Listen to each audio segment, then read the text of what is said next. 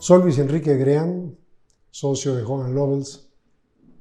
Estamos con Jesús Zamora Pérez, una luminaria del derecho, un abogado de un gran prestigio, reconocido, Premio Nacional de Jurisprudencia, presidente de la Barra Mexicana, Colegio de Abogados, autor de múltiples obras, un abogado que ha estado detrás de muchos de los grandes casos en este país. Y para conocer más de Jesús Zamora Pérez, qué mejor que tenerlo aquí. Jesús, gracias por estar con nosotros en esta tu casa y queremos saber más de ti. Empecemos por conocer de dónde viene Jesús Zamora Pérez. Querido amigo Luis Enrique, muchas gracias por el honor de invitarme a esta entrevista y por las palabras en las que me has presentado. ¿De dónde viene Jesús Zamora Pérez? Mi origen es de una familia extremadamente modesta desde el punto de vista económico y desde el punto de vista social. Y el problema que eso presenta, Luis Enrique, es que en esos medios modestos no hay ejemplos, no hay maestros, no hay de dónde pueda el joven, el adolescente, tomar modelo para su vida futura. Si acaso los modelos que se pueden adquirir leyendo y no más. Yo tuve que empezar a trabajar para ganarme la vida y para ayudar a mi familia desde que tenía yo 11 años. Y te podría hacer una larga lista de las labores que realicé. Trabajé para una tintorería llevando ropa, repartí propaganda en las calles y luego tuve la suerte de ganar un concurso y fui niño catedrático. Era un programa en el cual se le daban premios a los miembros de los niños catedráticos si respondían correctamente preguntas de cultura general. Y luego todavía me dieron una beca y durante 1 o 2 años estudié actuación, no porque me interesara la actuación, sino porque me pagaban con eso, ¿no? Y no tuve vocación de ser abogado. Llegué quizá por eliminación, pensé que estudiar para abogado podía sacarme del hambre, y al mismo tiempo que se iniciaron mis estudios en la Facultad de Derecho de la UNAM, tuve la suerte de entrar a trabajar como pasante con el licenciado Víctor Velázquez. Víctor Velázquez era un hombre de una gran cultura, un hombre que poseía una biblioteca muy rica, un hombre que hablaba varios idiomas. Ahí encontré por primera vez en mi vida el modelo, el maestro, el ejemplo que yo quería seguir. Ahí podríamos decir que me surgió la vocación para el derecho, pero cuando me surgió ya estaba yo en 2º año de la facultad, ¿no? De ahí vengo, Luis Enrique. Jesús, ¿tú llegaste a considerar estudiar otra carrera? No, porque como en mi medio no había, como ya te dije, no había modelos, entonces no tenía yo un ejemplo que seguir. Ahora ya con los años he pensado que si no hubiera yo sido abogado, quizá me hubiera gustado ser historiador, leer mucho, investigar mucho. La historia es un tema que me apasiona, me hubiera gustado. De hecho, de los libros que he escrito, un par de libros son no precisamente de historia, pero sí de relato de algunas partes de mi vida y de algunos asuntos que llevé. Eres un hombre al que le ha preocupado y ha logrado tener una visión amplia del conocimiento. Sé de tus aficiones a otras disciplinas, del gran lector que eres, y un poco eso, me imagino, estuvo en algo que cuando tú tomaste esa decisión de ir a estudiar al extranjero, a Francia, no era algo muy común, no quiere decir que hoy lo sea, pero hoy viene a ser algo más en el proyecto de formación de muchos abogados, estudiar en el extranjero, y hay más medios para hacerlo. ¿Por qué a Jesús Zamora, que fue de los muy pocos de esas generaciones de abogados, por qué estudiar en el extranjero? ¿Por qué irse a Francia? Es muy interesante tu pregunta, Luis Enrique. Mi maestro, mi ejemplo, era don Víctor Velázquez. Y don Víctor Velázquez, en alguna etapa de su juventud, vivió y estudió 10 años en Francia. Yo quería ser como don Víctor, entonces yo quería estudiar en Francia. Y desde que estaba yo en tercer año de la facultad, me metí al IFAL, el Instituto Francés para la América Latina, a estudiar francés. Ya tenía yo el propósito de irme a Francia a hacer un doctorado. El gobierno francés me dio la beca y al mismo tiempo que me dio la beca me dio un libro que contenía los programas de estudio de los 25 doctorados que tenía la Sorbona de París en esos momentos. Yo, que toda mi experiencia profesional había sido con don Víctor, es decir, Derecho Penal, y que además en la facultad había yo sido un alumno muy cercano a don Celestino Porte Petit, penalista, pues mi reacción inicial fue, obviamente, me voy a ir a Francia a seguir estudiando Derecho Penal. Pero cuando estudié el programa, vi que los temas que yo tendría que estudiar en ese doctorado, yo consideraba que ya los conocía, gracias a mi experiencia en México con don Víctor y con don Celestino. Además, mi propósito era, al regresar a México, poner un despacho y atender clientela. Y ser extremadamente especialista en una sola materia me parecía poco conveniente. Entonces vi que el doctorado en Derecho Mercantil me abría todo un nuevo campo de estudios y en efecto ese es el campo que estudié, que escogí, que me fui a hacer en Francia, y de hecho mi título es doctor en Derecho Mercantil. Y eso, no sabes qué útil me fue cuando regresé a México y puse un despacho, porque, como tú sabes, los grandes asuntos penales únicamente se le confían a los abogados muy famosos. El hombre que sufre una acusación penal y que tiene los medios para defenderse, quiere el mejor abogado, el más reputado, el que tiene más experiencia. No se contrata a un abogado joven. Entonces, cuando regresé a México, la casi totalidad de los asuntos que me confiaban eran asuntos mercantiles. Y durante 2 o 3 años me dediqué a los asuntos mercantiles. Y luego me pasó una cosa muy curiosa. Aun cuando llevaba yo pocos asuntos penales, pero algunos llevaba. En uno de ellos consideré que era absolutamente indispensable que hablara yo con el Procurador General de Justicia del Distrito Federal. Fui a sus oficinas, me anuncié, y su secretaria me dijo, pues mire usted, hay una docena de gentes esperándolo. Yo espero, necesito hablar con él, pago el precio del tiempo. Me senté, la secretaria entró, le llevó mi tarjeta, y de inmediato lo que sucedió es que se abrió su puerta, salió el procurador y dijo, licenciado Jesús Zamora Pierce, sí, venga, siéntese por favor, licenciado, en un momento me va usted a decir por qué razón me viene a ver y yo procuraré ayudar.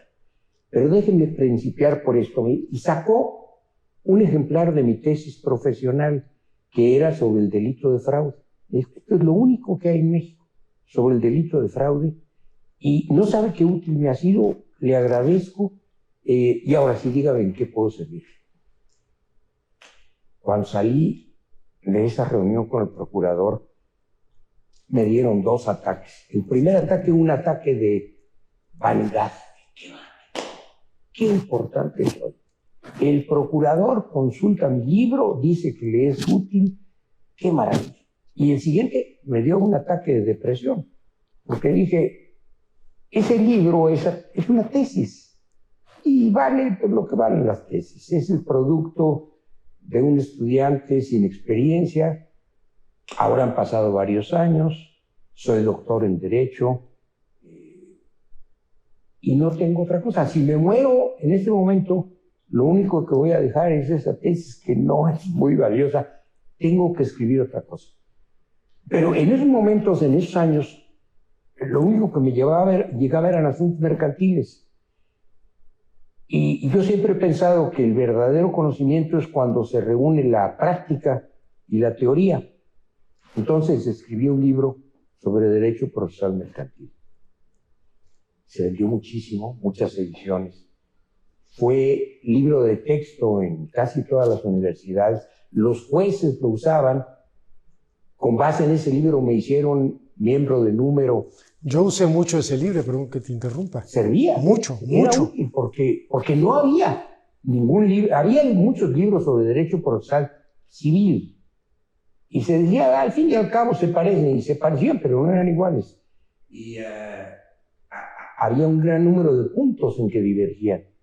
Entonces me hicieron miembro de número del Instituto de Derecho Procesal y todas las estrellas se alinearon para que yo me dedicara al derecho mercantil. Y en ese momento chocó el metro. No sé si tú lo recuerdes, alrededor del año... En Tlalpan, un vagón alcanzó a otro. Claro. Un tren de metro alcanzó a otro tren de metro. Y el conductor del tren de metro que alcanzó resultó muy gravemente herido, pero no se murió. Lo metieron al hospital, lo metieron a la cárcel y le siguieron proceso, e incluso las autoridades pensaban que había chocado en un acto de terrorismo, que lo había hecho a propósito. Los miembros del Sindicato de Trabajadores del Metro afirmaban categóricamente que ese choque no podía ocurrir.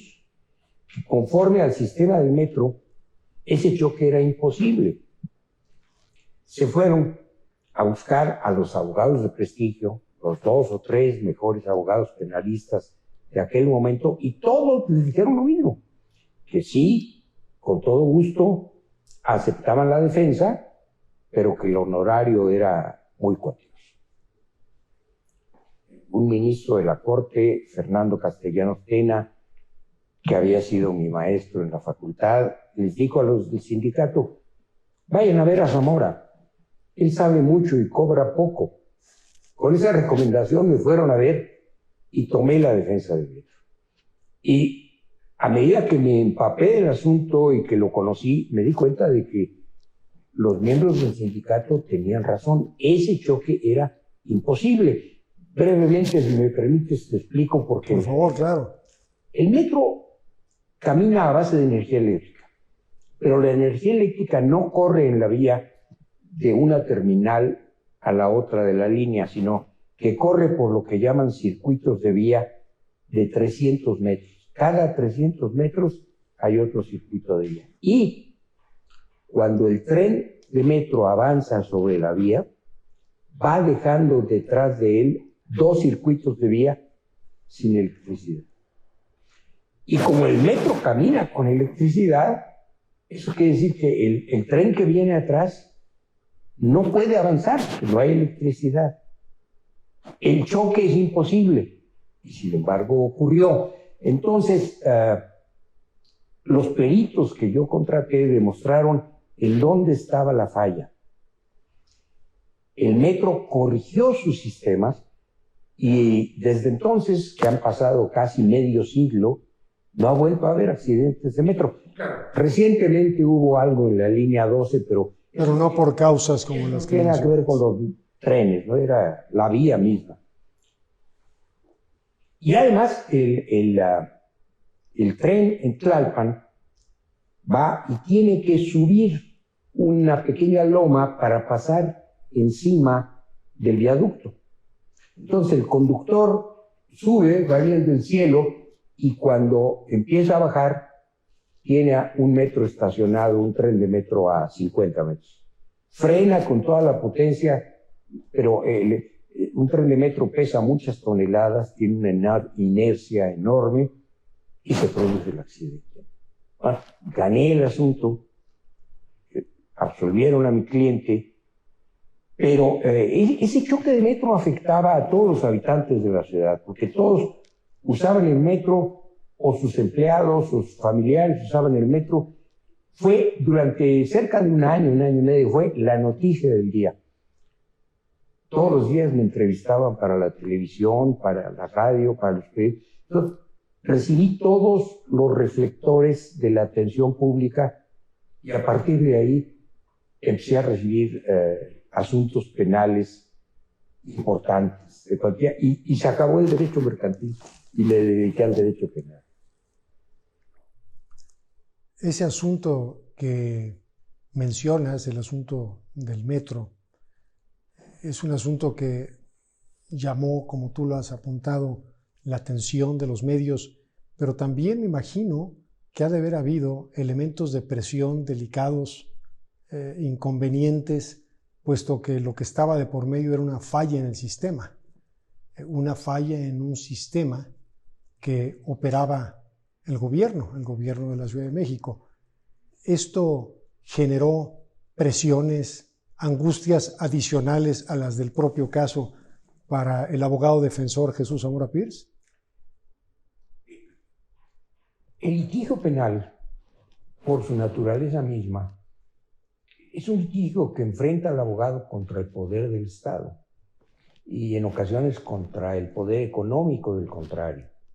Y en ocasiones, como en el caso del metro, o como en el caso de la guardería de Hermosillo, en donde interviene también como defensor, o como en otros casos, genera presión de opinión pública.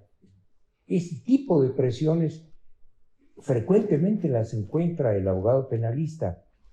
Y la experiencia que yo he vivido, Luis Enrique, es que si un abogado trabaja bien su asunto y conoce el derecho, los jueces le van a dar, no te voy a decir que le van a dar la razón, sino le van a aplicar la norma jurídica, tal como es. Mi experiencia me dio a lo largo de los años una total confianza en el Poder Judicial mexicano. Y sé que esto a veces es extraño y que no es la experiencia de otros, pero yo tengo que decir cuál es mi experiencia. Si me permites, te puedo narrar un caso como ejemplo de por qué le tengo y le tuve siempre confianza al Poder Judicial. Hace, no sé exactamente, pero cerca de 40 años. Y eso me enfrentó a un despacho de abogados muy importante que hoy el representante principal de esa familia de abogados es un querido amigo nuestro y que tú conoces, y te voy a mencionar quién es. Bueno, secuestran a una niña en Acapulco. Pocos días después encuentran su cadáver violada y torturada. Acapulco se levanta en armas exigiendo que se encuentre al culpable y se le juzgue. Y el despacho de los abogados Olea, capitaneado por don Javier, hoy ya fallecido, y sus hijos, Javier y Víctor, toman la defensa de la familia de la niña, toman la acusación y logran detener al culpable. Se le juzga, se le condena, apela al Tribunal Superior de Justicia en Chilpancingo, se le confirma la pena. Y la familia, consciente de que el amparo es su último recurso, contratan a otro abogado. Y ese abogado encuentra que la solución es un cohecho: corromper a los magistrados del tribunal colegiado de Chilpancingo para que absuelvan a este individuo. Y lo absuelven. Y horas después de haber sido absuelto, huye y nunca más se sabe de él. Se hace una investigación penal, van a dar a la cárcel los magistrados del tribunal colegiado de Chilpancingo. Hay orden de aprehensión contra el abogado que hizo el cohecho y huye de la República Mexicana. Hay orden de aprehensión contra el padre del procesado, condenado, culpable del delito, huye también. Pero hay un movimiento de opinión pública en Acapulco brutal que exige un culpable, que exige que el culpable vaya a dar a la cárcel. El culpable ya huyó y no lo encuentra. El gobierno de Guerrero considera que es necesario tener un chivo expiatorio. Toda la familia del culpable había huido y habían dejado únicamente al hijo menor para que manejara los negocios de la familia en Acapulco. Le inventan un cargo, lo detienen y lo someten a juicio. Y lo condenan.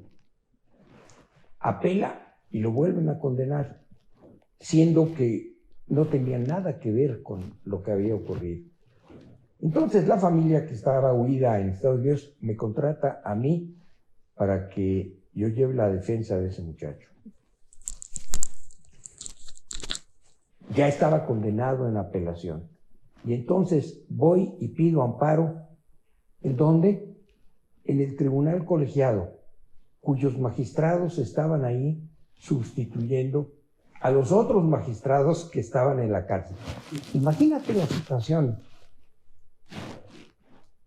Es lógico que esos magistrados iban a estar prejuiciados respecto al procesado que estaba pidiendo amparo ante ellos. Y con los reflectores de la opinión pública encima. Y del poder del gobierno del Estado, que había metido a ese hombre porque no podía meter al culpable. Y además, con la presión de los Olea, que eran un despacho, sobre todo don Javier, poderoso, fuerte e influyente en Guerrero. Don Javier fue procurador de justicia del Estado de Guerrero. Bueno, no te hago un cuento largo, me concedieron el amparo, gané el asunto contra todas esas presiones. Y podríamos hablar de otros asuntos en donde luché contra presiones políticas o económicas, y siempre encontré que los tribunales, si se sabe pedir el derecho, si se conoce el caso, obtienes una sentencia conforme a derecho. Y hoy, claro, pasados los años, soy un excelente amigo de Víctor y nos llevamos de maravilla. Como tú sabes, No sé. Víctor va a ser próximamente, en unos meses, el presidente de la Barra de Abogados.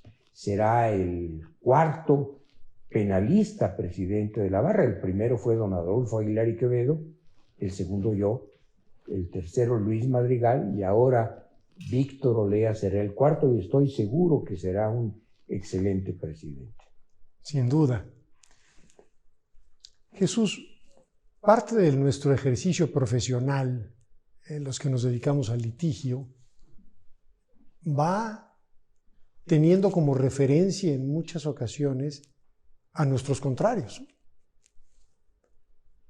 ¿Cuál es el contrario, el abogado contrario, contraparte, que tú has tenido que más admiración te haya causado?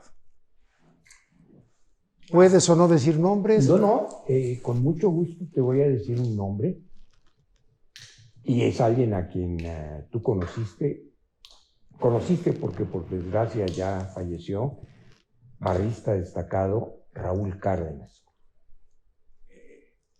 Me refiero a aquella época que te mencionaba yo, recién regresado de Francia, en donde la casi totalidad de mi práctica profesional eran asuntos mercantiles. Pocos asuntos penales se me confiaban, y si acaso de poca importancia. Yo a Raúl le llevaba unos 5 años más o menos. Y muy joven yo, aún más joven él, iba yo a los tribunales que llevaban los asuntos mercantiles, Y normalmente me enfrentaba yo a abogados que tenían bastantes años más que yo. Y esos abogados, confiados en que me llevaban algunos años, trataban de convencerme de que estaba yo equivocado. Bueno, para decirlo, trataban de hacerme bullying y de doblegarme y de que obligara yo a mi cliente a que aceptara convenios. En medio de esa atmósfera en donde estaba yo acostumbrado a que siempre trataran de aprovecharse de mis pocos años, un día llego al tribunal y llega el abogado de la parte contraria y era Raúl Cárdenas. Y si yo era joven, pues Raúl era mucho más. Raúl literalmente acababa de salir de su examen profesional en la Escuela Libre de Derecho. Entonces Raúl se me acerca y me dice, oiga usted, licenciado, yo le propongo que llevemos el proceso en santa paz. Lo que tengamos que decir, se lo decimos al juez por escrito. Me ofrecía comportarnos como caballeros, como siempre debiera el abogado comportarse, ¿no? Y llevamos el proceso realmente como dos caballeros se enfrentan, y a partir de ahí se generó entre nosotros una gran amistad. Y bueno, yo una vez te lo digo, ese juicio me lo ganó Raúl. Era un excelente abogado. Y lo caballeroso lo había aprendido de su padre, don Raúl F. Cárdenas, quien fue rector de la Libre de Derecho. Era un gran caballero. Y Raúl aprendió de él. Y con él pude litigar muchas veces, atacando con todos los argumentos a mi alcance, pero siempre como caballeros, porque él lo era. Es una buena oportunidad para hacer eco de un halago que bien se merece Raúl Cárdenas. Fíjate que cuando yo tenía alrededor de unos 27 años, 26 años, uno de los primeros asuntos para mí en ese momento importantes que llevé, me topo con la sorpresa que, mi contrario, yo demandé. Cuando me entero en autos quién era el demandado, quién era el abogado del demandado, Raúl Cárdenas. Para estos inicios es demasiada estatura para tener enfrente. Y, igual que tú, después de ello, no quiere decir que durante el asunto no hubiera cordialidad, que la había, con mucho respeto, pero logré hacer también una muy buena amistad con Raúl Cárdenas, igual que tú. Hago eco de tus comentarios. Jesús, si hacemos una retrospectiva al mundo de la abogacía, al ejercicio de nuestra profesión, ¿qué ha visto a lo largo ya de muchos años, muchas décadas, Jesús Zamora Pierce, de cuando se inició en el ejercicio de la abogacía? ¿Y qué pasó en el mundo de la abogacía entre ese momento a aquel en el cual está un Jesús Zamora Pierce consolidado, un abogado reconocido, respetado, escuchado? Muchas cosas yo creo que han de haber pasado en el ejercicio de nuestra profesión. Han pasado muchas cosas, en efecto. La que me duele más y que me hace hablar de ella en este momento es que el derecho, que quizá nunca fue enormemente respetado en México, hoy lo es menos. Hoy, desde Palacio Nacional se nos dice que no andemos con esos cuentos de que la ley es la ley, y se nos dice que no debemos preocuparnos o no debemos aplicar la ley. Lo que debemos aplicar es la justicia. Y la justicia es un concepto subjetivo en donde lo que una persona piensa que es justo, otra probablemente piensa que es injusto. Invitar a la abogacía y al mexicano a que aplique la justicia es invitarlo a que se haga lo que quien tiene el poder decide. Creo que hoy nosotros, los abogados, tenemos una gran responsabilidad de luchar por el Estado de Derecho mientras dure este sexenio, y después por regresar a México a un estadio en donde se respete más el derecho. Vamos muy mal. Ese desprecio del derecho es la característica, en mi opinión, más importante y más dolorosa de lo que hoy vive el derecho en México. Y por ello requerimos de abogados fuertes y de jueces fuertes. Definitivamente. Y claro, quien ataca el derecho sabe que hay que atacar a los jueces y que hay que desprestigiar a los jueces y que hay que privar de su independencia al Poder Judicial, porque ya te lo decía yo hace un momento, si durante toda mi carrera, en medio de todos los problemas que había, yo tenía un ancla firme, era el pensar, el saber que si yo sabía luchar, quizá no en primera instancia, quizá no en segunda instancia, pero al final del camino de los recursos, al llegar a las autoridades judiciales superiores, yo iba a obtener justicia. Eso es muy importante. ¿Podrías describirnos a algún juez que particularmente te haya cautivado por su integridad, su firmeza, su conocimiento del derecho? Sí, claro está, y sobre todo por su valor al dictar resoluciones que la opinión pública o el poder estatal o federal no están de acuerdo con ellos. De hecho, el caso que te mencioné de Acapulco, en donde 2 magistrados que están ocupando los sitiales de otros 2 magistrados que están en la cárcel, le conceden un amparo a un hombre que no tenía nada que ver con lo que era inocente. ¿Qué valor tenía? No recuerdo sus nombres, Luis Enrique, lo lamento, pero sé que esos 2 magistrados eran ejemplo de la autonomía. Te menciono brevemente otro magistrado, un magistrado en Hermosillo, Sonora.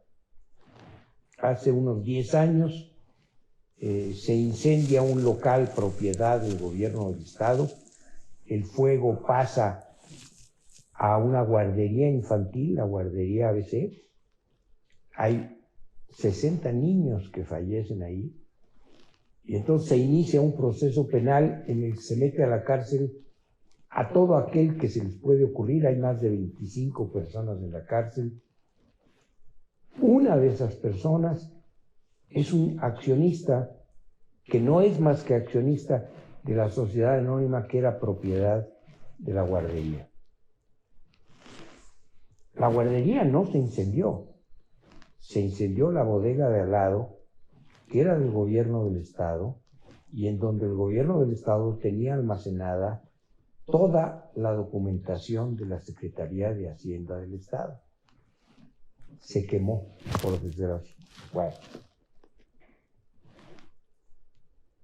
Me corresponde a mí la defensa de esa mujer que era simplemente accionista, que no era miembro del Consejo de Administración, que no tenía ninguna facultad. Era como meter a la cárcel a alguien que tiene acciones de un gran almacén, porque en el almacén hay mercancía de contrabando, ¿no? Bueno,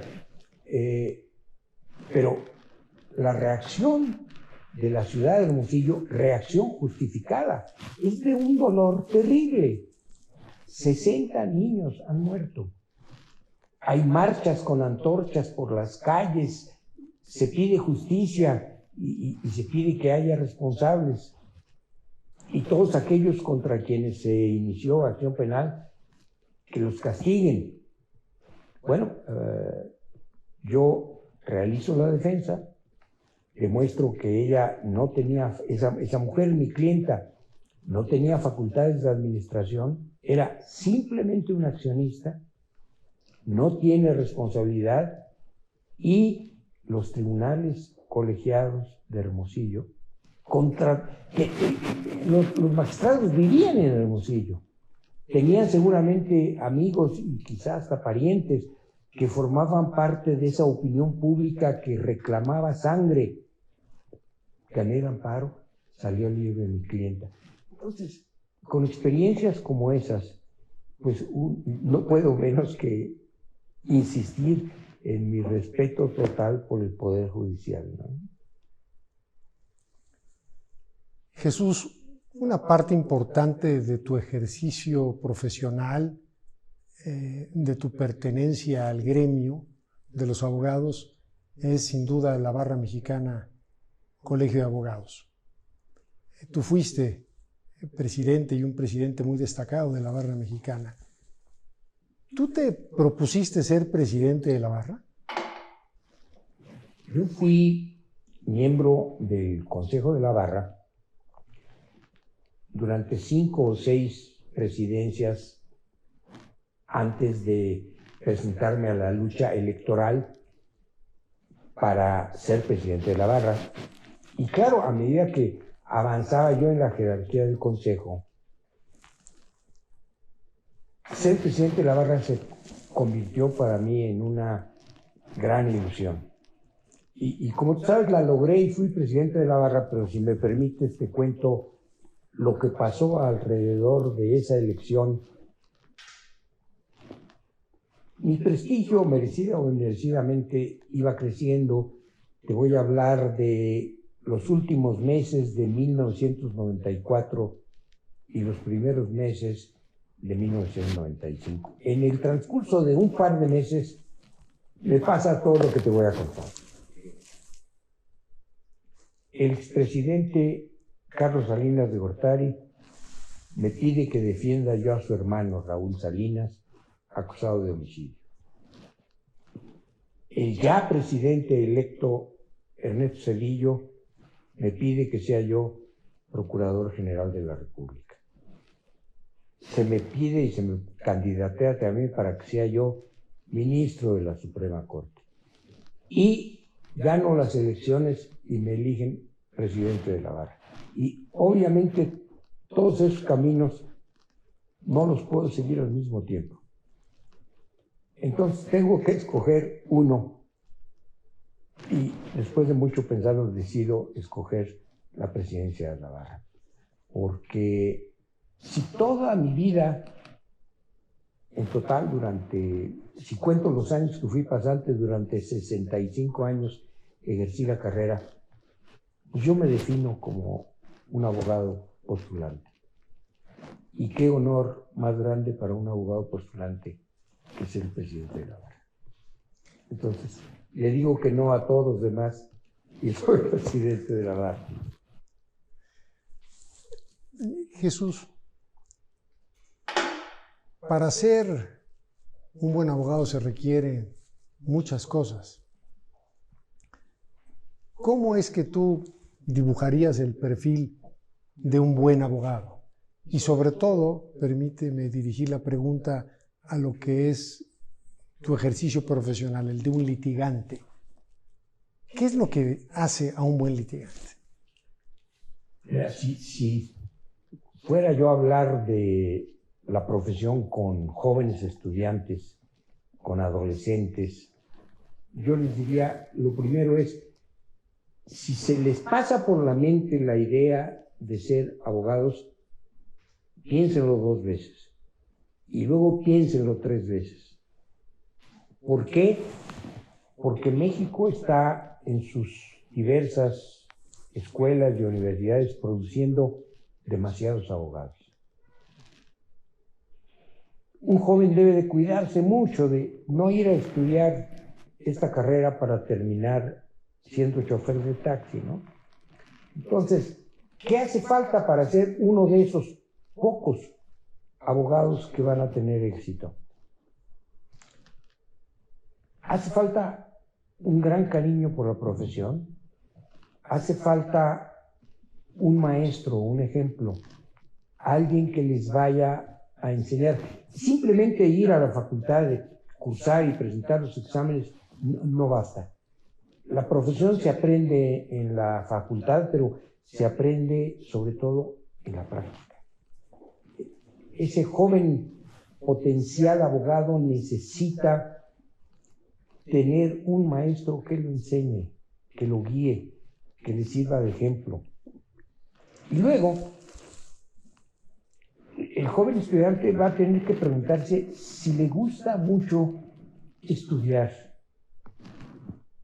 Porque la profesión de abogado no basta ir a la universidad 4 o 5 años, va a tener que estudiar toda la vida. Estudiar porque cada caso del abogado litigante es un caso diferente. Es un caso que comprende otros temas. Y porque el derecho, como decía Couture, se transforma constantemente. Entonces, el joven estudiante debe de preguntarse si tiene alma de estudiante para toda la vida, porque hasta el último año en que ejerza la carrera tendrá que ser estudiante. Y quizá el último consejo sería este. No hay nada más peligroso que un abogado sin principios éticos. La abogacía es para el abogado como el bisturí para el cirujano. Con el bisturí se puede salvar la vida de un hombre o se le puede asesinar. Un abogado que no aplica los principios éticos es un delincuente. Y mi experiencia es que esos delincuentes finalmente la pagan. Está este abogado que mencionaba yo, que fue y compró a los magistrados de Chilpancingo, luego tuvo que huir y vivir muchos años huido y fuera de México, ¿no? Y conozco otros que han terminado en la cárcel. Entonces, si hay un profundo amor a la profesión, si hay la disposición para estudiar durante todo el resto de la vida, y si se van a aplicar principios éticos, ese muchacho puede ser que sea un abogado exitoso. A los abogados como tú, que he conocido ya en algunas décadas, de talento, que son exitosos, son buenos abogados. Algo que he visto en ellos como un común denominador, Jesús, es que son hombres y mujeres universales. Yo me acuerdo de algo que alguna vez le escuché. Tú seguramente recordarás a un cronista de fútbol, Fernando Marcos, y él decía que él fue una escuela de cronistas deportivos, y él les recomendaba a esos muchachos que iba formando en la crónica deportiva que tenían que leer y leer mucho, y de cosas que no tuvieran que ver con el fútbol. Eso tal vez en los oídos de algunos dirían, bueno, si hay un cronista de fútbol, pues tiene que saber de fútbol y cuándo fue el mundial y quién fue el jugador que metió más goles. Pero si lo llevo esto a cualquier disciplina, y la nuestra no es la excepción, encuentro yo que los abogados, los grandes abogados, son universales. Tú eres un hombre universal, eres un gran lector, lo sé. ¿Y qué hace para escribir lo que ha escrito Jesús Zamora Pierce? Además, mucho de tu obra fue durante el ejercicio profesional. El nutrirte, el leerte, el conocer de otras disciplinas.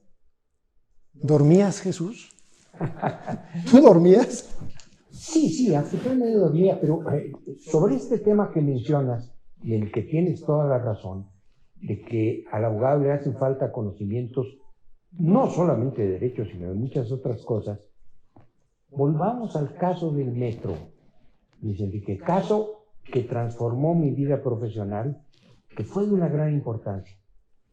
Jurídicamente hablando, Luis Enrique, el caso del metro no tiene chiste. Es un accidente de tránsito. Pero desde el punto de vista científico, ¿por qué chocó el metro? Si se supone que no se podía, era imposible. ¿Por qué chocó el metro?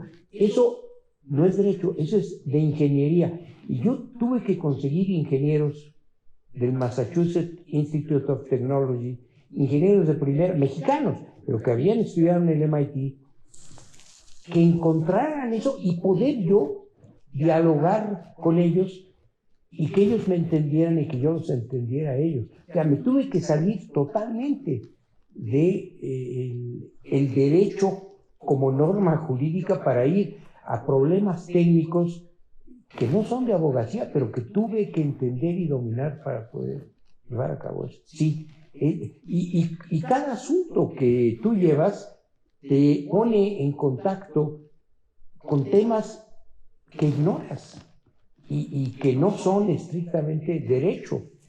Comercio, economía, qué sé yo, cuántas cosas, ¿no? Sí, todo lo que sepa un abogado, toda la cultura que tenga, en algún momento le va a servir para su práctica profesional. Jesús, de tu abundante obra, déjame hacerte una pregunta indiscreta. ¿De cuál de tus libros estás más enamorado?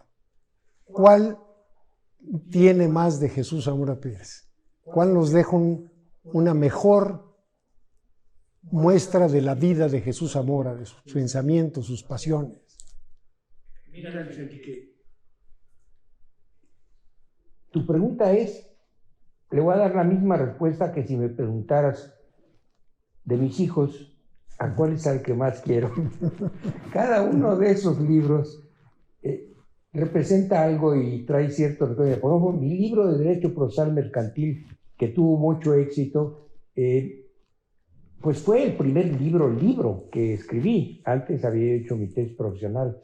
Luego, el fraude es un tema que me apasionó toda la vida como tema intelectual, y es un tema que para dominarlo no basta el derecho penal. El fraude, para entender bien el fraude, hay que conocer toda una serie de conceptos como patrimonio, cosa mueble, deuda, obligación, que son del derecho privado. Y entonces, muchos años después de recibido, escribí un libro sobre fraude, que ese sí merece un poquito más de respeto que aquella pobre tesis profesional, ¿no? Entonces representa. Luego, mi libro de Garantías y Proceso Penal es un libro sobre los derechos constitucionales del procesado penal. Pues es la esencia misma de mi ejercicio profesional, ¿no? Y luego por ahí te traje un ejemplar del asesinato de Colosio. Yo participé como asesor en la investigación y es un poquito una obra de historia. Y luego otro más que es un poquito autobiográfico. Es que cada uno de ellos es un hijito al que quiero mucho. En una línea parecida, pero una pregunta ahora menos indiscreta. Tú, gran lector, ¿qué libro es el que...? Y sé que es una pregunta difícil, porque a un gran lector como a ti, el responderla no es sencillo. ¿Qué libro es un libro que te marcó? Tienes razón. De cualquier disciplina. Yo siempre leí mucho, tengo el vicio de la lectura. No podía leer más porque tenía que trabajar y ganarme la vida, pero ahora estoy jubilado y no te digo 3, 4, 5 horas al día leo o escribo. He leído mucho y los libros me han dado información, me han dado placer, me han dado diversión, me han dado todo, pero si tu pregunta me lleva a un solo libro o por lo menos a un solo autor, yo te diría el que más me ha cautivado, Shakespeare. Shakespeare, yo creo que no se puede hablar de amor si no se ha leído Romeo y Julieta. No se puede hablar de celos si no has leído Otelo. No se puede hablar del drama de los judíos en la Edad Media si no lees El Mercader de Venecia, etc. Y si acaso el lector tiene la fortuna de poderlo leer en el inglés de Shakespeare, que ciertamente no es el inglés contemporáneo, Shakespeare sería mi autor favorito. Hay muchísimos autores más, pero ese me gusta mucho. Tiene una serie de frases, una serie de conceptos maravillosos. Nos vamos acercando al final de esta plática que estoy disfrutando. Y hay una pregunta que no me la quiero quedar. ¿Por qué Jesús Zamora se retiró en plenitud?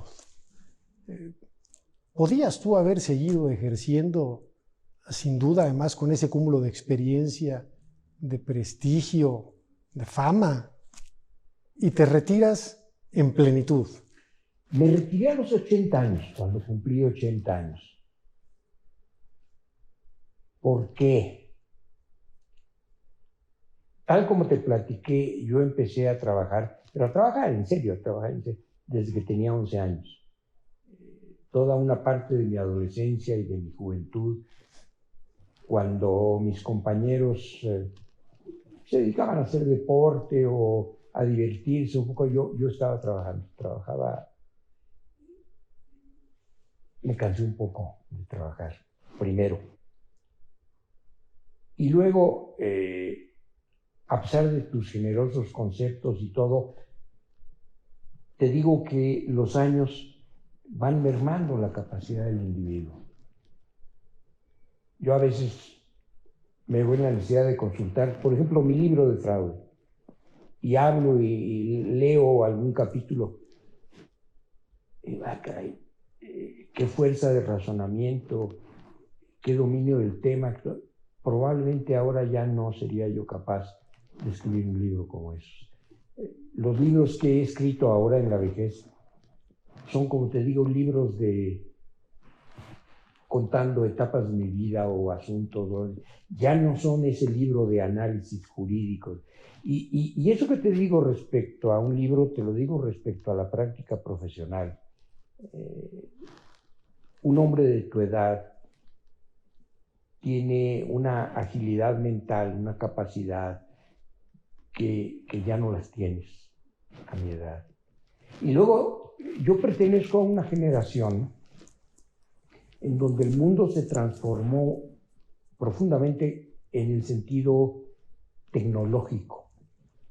Computadoras, programas de computación, todo eso. Tú creciste desde tu adolescencia y fuiste creciendo con la evolución de las computadoras y todo. Yo no. Y ahora cuando necesito enfrentarme a un problema de ese tipo, llamo a alguno de mis nietos y él me lo resuelve, ¿no? Entonces, esa incapacidad para el uso de los medios tecnológicos, ninguna de esas causas fue la única, sino se unieron todas ellas.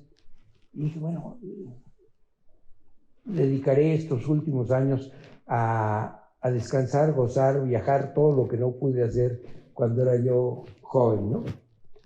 Todas esas explicaciones se juntaron. Pues Jesús, gracias. Gracias por brindarnos este espacio y por contribuir a dejar registro de un ejercicio profesional admirable en beneficio de esta y de otras generaciones que vienen. Te aprecio de corazón esta muestra de amistad tan grande que me has dado al invitarme a estar contigo y al irme guiando por tus preguntas tan acertadas. Muchas gracias, Luis Enrique. Un placer, querido Jesús.